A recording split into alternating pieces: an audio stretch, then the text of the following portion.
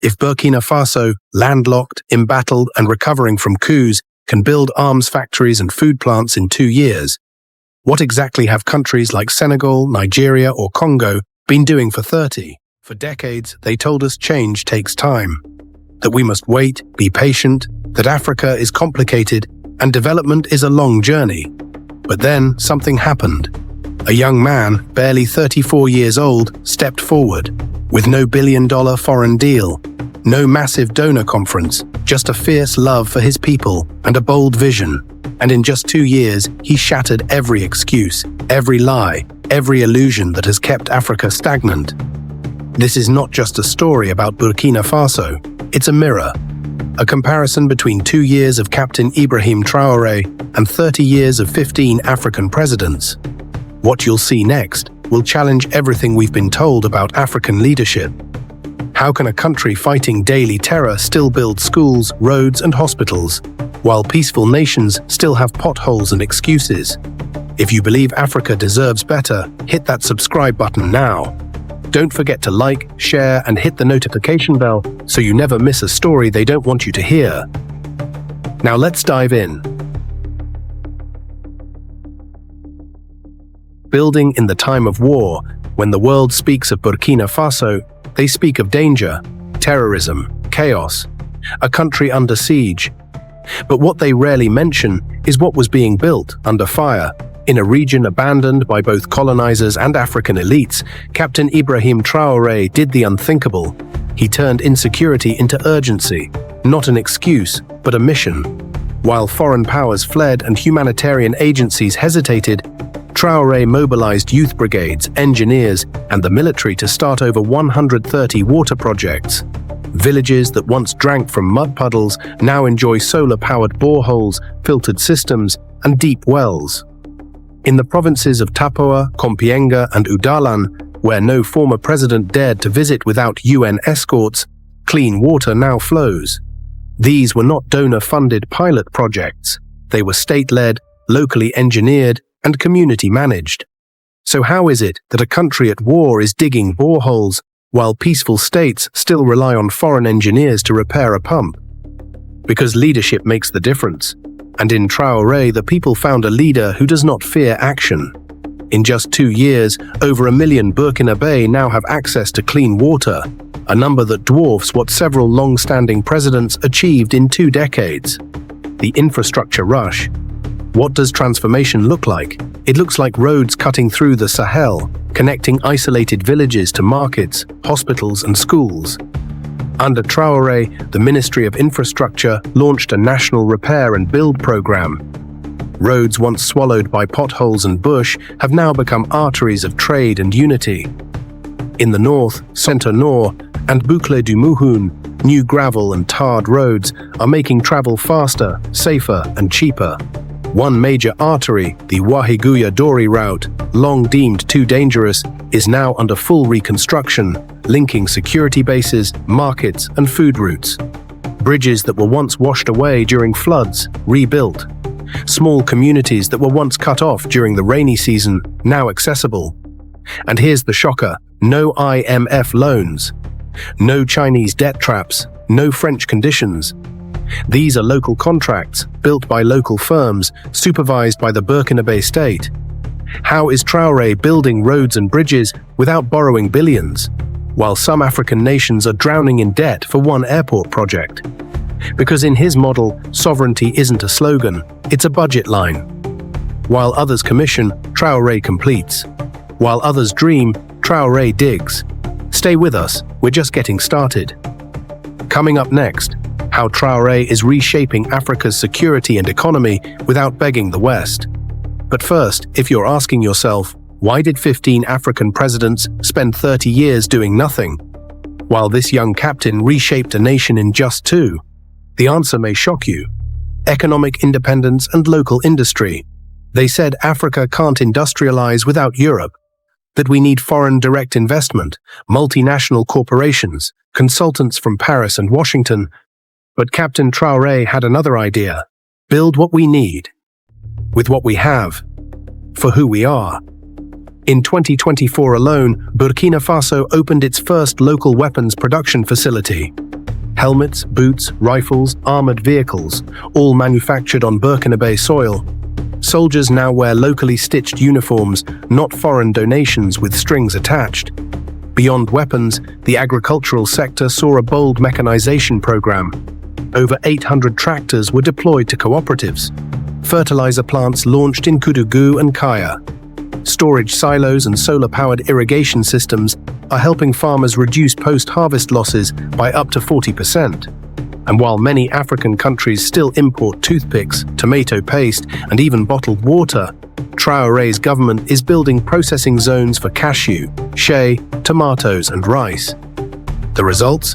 Thousands of rural jobs created, imports slashed. Youth returning to the land with pride, not shame. If Burkina Faso, landlocked, embattled, and recovering from coups, can build arms factories and food plants in 2 years, what exactly have countries like Senegal, Nigeria, or Congo been doing for 30? Military power and Sahel sovereignty. To protect a nation, you must control your borders. And to control your borders, you need an army that is loyal to the soil, not the donors. In the past 2 years, Burkina Faso has trained over 70,000 volunteers for the defense of the homeland, VDP. Local fighters embedded in communities, trained to defend villages, not foreign interests. And it didn't stop there. The Georges Namoano Military Academy, AMGN, once overlooked, is now producing some of the most elite, ideologically driven fighters in the Sahel. Their training isn't just about tactics, it's about sovereignty, patriotism, and Pan-Africanism. The result? A military force no longer reliant on France or the US for protection. A regional defense pact, the Alliance of Sahel States, AES, uniting Burkina Faso, Mali, and Niger, with shared intel, shared bases, and a joint military doctrine. Ask yourself this: why did it take Traoré 2 years to unify armies across 3 countries, while ECOWAS has been talking integration for 40? Because Traoré doesn't attend summits to clap hands. He builds, moves, acts. The African soldier is no longer a pawn of Paris. He's becoming the protector of Pan-African dignity. Coming up next, how Traoré is building schools, clinics, and pride, while African giants with billion-dollar budgets still fail to provide electricity and jobs. If you're still wondering how one young captain outperformed 15 presidents, the next chapters will leave no doubt. Schools, clinics, and dignity. What's the worth of a president if he can't educate his people? If hospitals rot and schools collapse, what is leadership without dignity? In just 2 years, Traoré's government has built or rehabilitated over 700 schools, with a focus on rural zones, conflict areas, and internally displaced communities. These aren't elite academies in the capital, but community learning centers in the heart of the Sahel. With solar panels for light, chalkboards for learning, and feeding programs to fight hunger. Over 300,000 children who are out of school due to violence or poverty are now back in class. Girls, especially, are being prioritized, with sanitary kits, uniforms, and stipends provided. But education means nothing without health. Traoré's Ministry of Health launched an aggressive Clinics for the People campaign. 95 rural health centers renovated, over 300 ambulances deployed, and mobile clinics introduced to reach nomadic populations. Nurses are now being trained in-country. Rural women are giving birth in dignity, not on floors, not in pain, not in darkness. And get this, all this is happening while Burkina Faso is fighting terrorism. There are no excuses, just results. So what's the excuse for the countries with oil, with ports, peace, and millions in aid?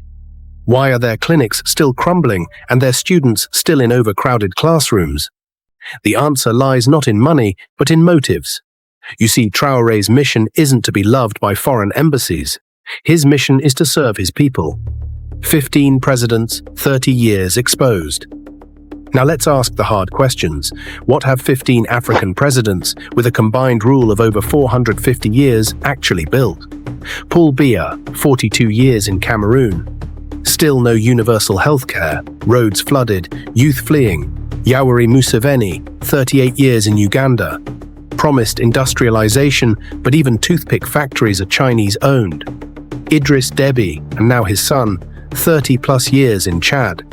Billions in oil revenue, but poverty still screams from every corner. Ali Bongo, Obiang Nguema, Sassou Nguesso, Paul Kagame, Ismail Gwele. Names written in golden halls, but invisible in the lives of the people. They hold economic forums, launch vision plans, and deliver long-winded New Year's speeches. But where are the hospitals? Where are the Made in Africa industries? Where are the soldiers trained to defend Africa, not colonizers? 30 years of speeches, 30 years of luxury SUVs, 30 years of excuses, and still no electricity in entire villages. It took Traoré 2 years to build hope. So what exactly were these presidents doing all that time? They were building power for themselves, not progress for their people. And the people are finally waking up. We're heading into our final chapter, but before we close, ask yourself this. Would your president survive a comparison like this? Would your country even come close to what Traoré has done in just 2 years?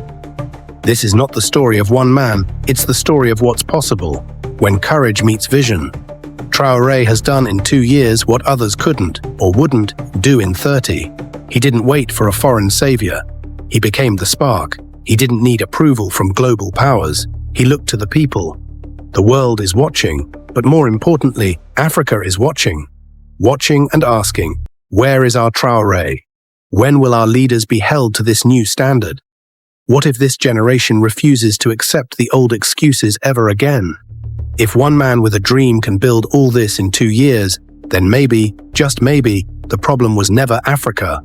The problem was leadership. If this story moved you, don't just watch. Make your voice count. Drop a Rise Up Africa in the comments if you believe Traoré's path should be the new African standard.